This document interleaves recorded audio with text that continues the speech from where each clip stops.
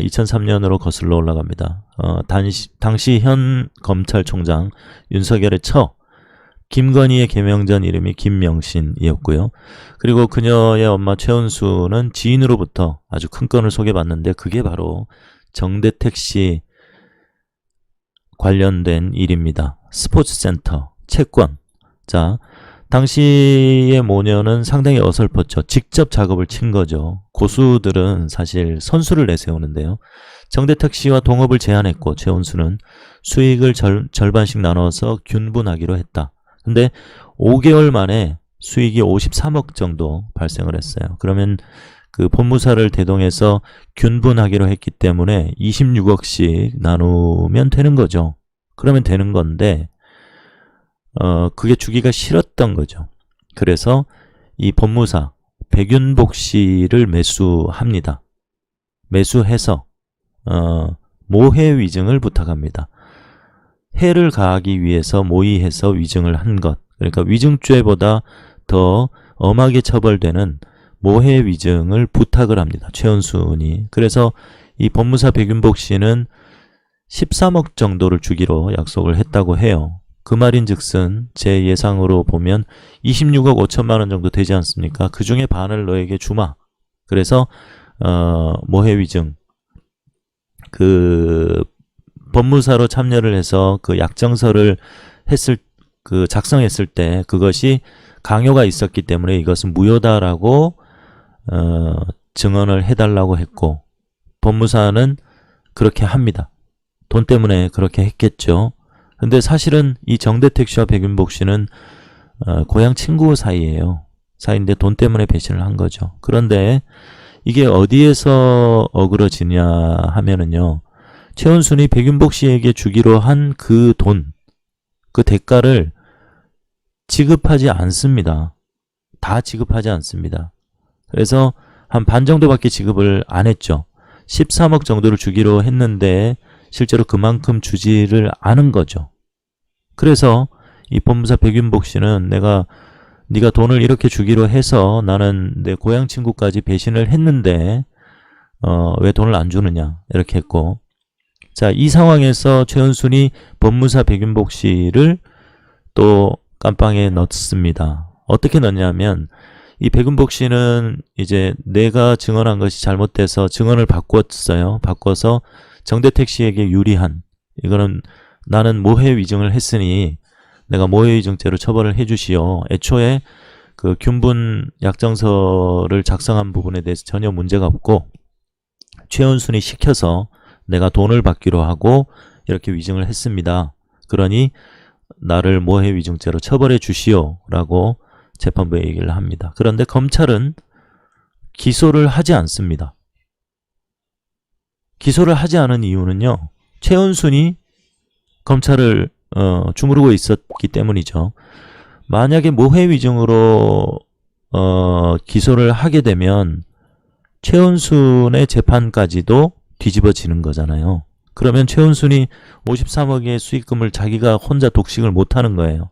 그래서 어떻게 하냐면 모해 위증으로는 기소를 안 합니다. 본인이 자백을 했음에도 불구하고 기소를 하지 않고 이 법무사한테 변호사법 위반으로 기소를 합니다. 그래서 백윤복 법무사만 깜빵에 가고 1심 그것은 뒤집어지지 않게 또 이들이 모의를 하게 됩니다. 정말 여기까지만 들어도 기가 차지 않습니까?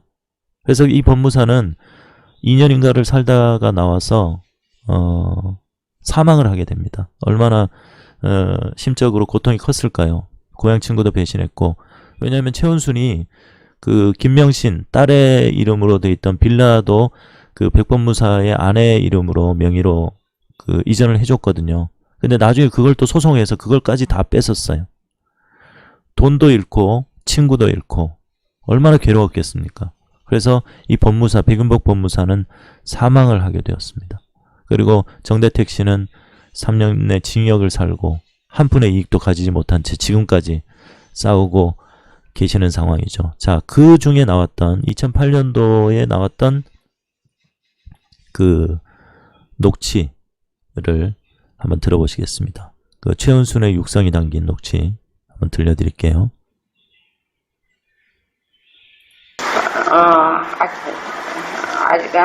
그걸 끊어.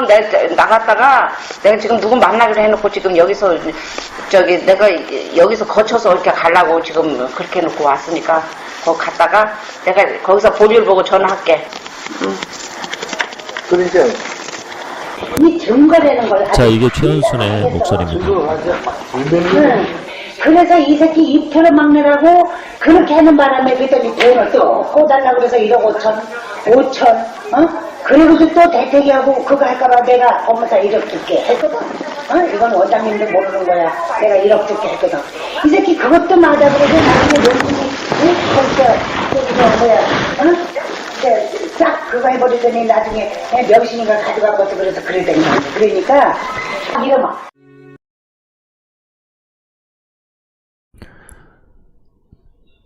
그 정대택 씨에게 검찰은 13년을 구형을 했고요. 법원에서는 징역 3년에 벌금 1,000만 원을 판결했습니다. 그래서 3년의 징역을 살게 됐죠. 자, 그리고 며칠 전에 JTBC에서 그 2016년도 녹취가 또 공개가 됐습니다. 이것은 자기 친척인데 증인으로 채택이 돼서 증인으로 나와야 되는데 증인으로 나오지 말고 그 벌금을 내가 줄 테니 나오지 말아라. 근데 결국은 나왔어요. 그래서 나와서 어떻게 해라. 완전 그 법으로 사기를 치는 전문가 같은 행세를 합니다. 이 녹취도 정말 기가 막힌데요. 한번 들어보실게요. 그날 안 잡히게 싹 선물하고 그러더 내가 주는 돈 100만 원 가지고 그냥 가가지고. 최은순의 목소리입니다. 2016년 윤석열 검찰총장의 장모 최모 씨가 자신의 친지인 A 씨와 통화한 음성 파일입니다. 2013년 최 씨의 측근이 정대택 씨를 무고죄 등으로 고소했는데 3년 뒤 재판에서 A 씨의 아버지 B 씨가 증인으로 채택됐기 때문입니다.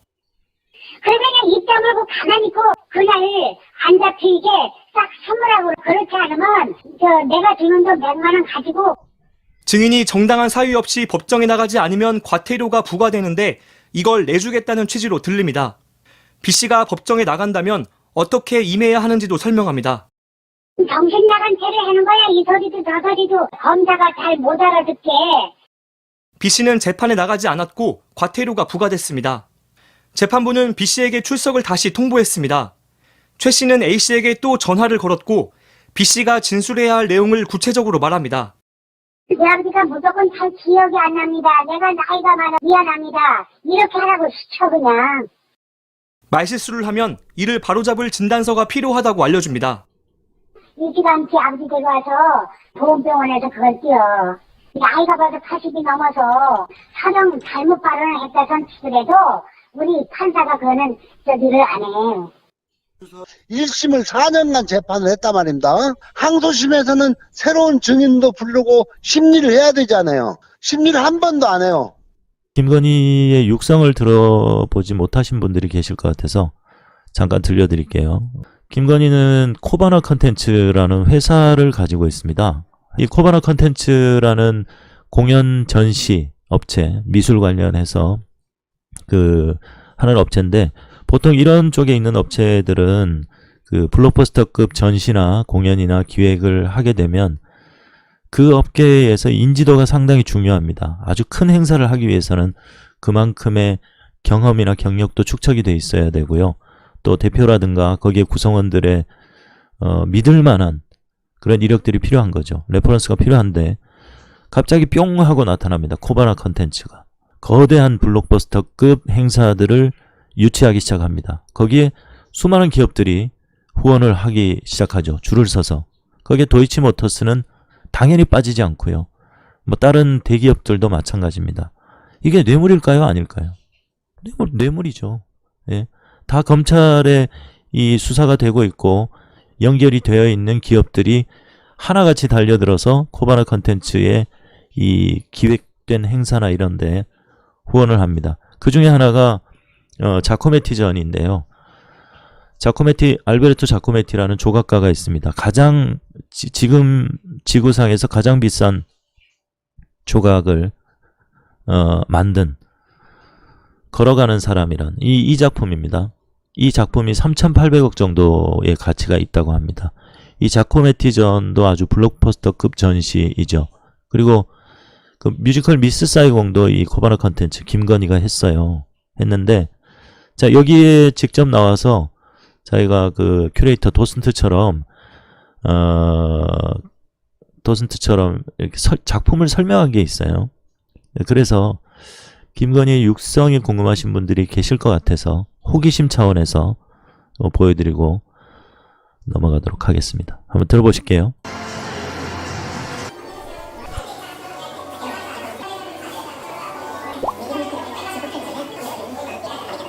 자코메티는 자, 그 유명한 김건희 검찰총장의 와이프입니다. 자기가 시대에 대한 메시지를 가장 잘 표현해내고 그 하나의 한 조각품을 응축해낸 작가라고 볼 수 있습니다.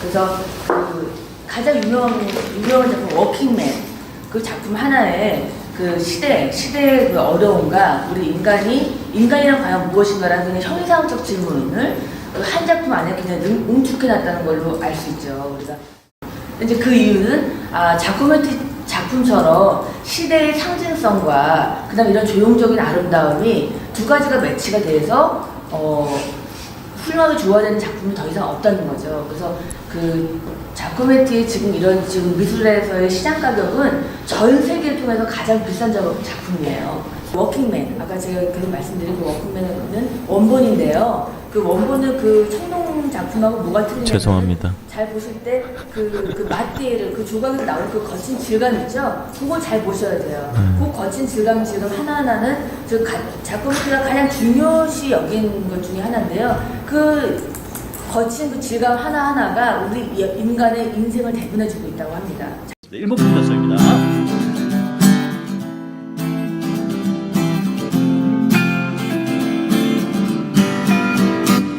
누구에게나 공평하고 정의롭게 법을 집행해야 한다는 우리 윤차장, 아주 좋은 얘기를 했습니다. 아주 대찬성입니다.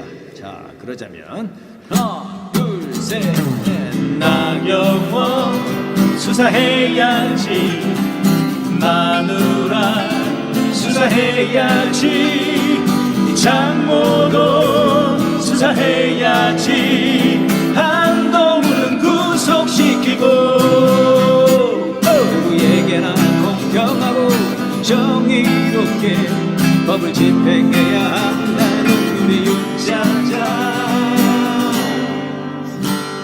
아주 좋은 얘기를 했어요. 그런 거는 자기부터 솔선수범하고 그러는 거예요. 간주 있나? 간주 가야죠. 기타 하나 둘 셋.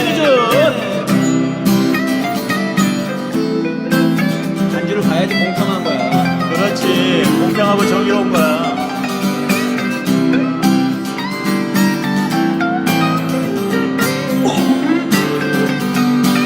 나경원 수사해야지.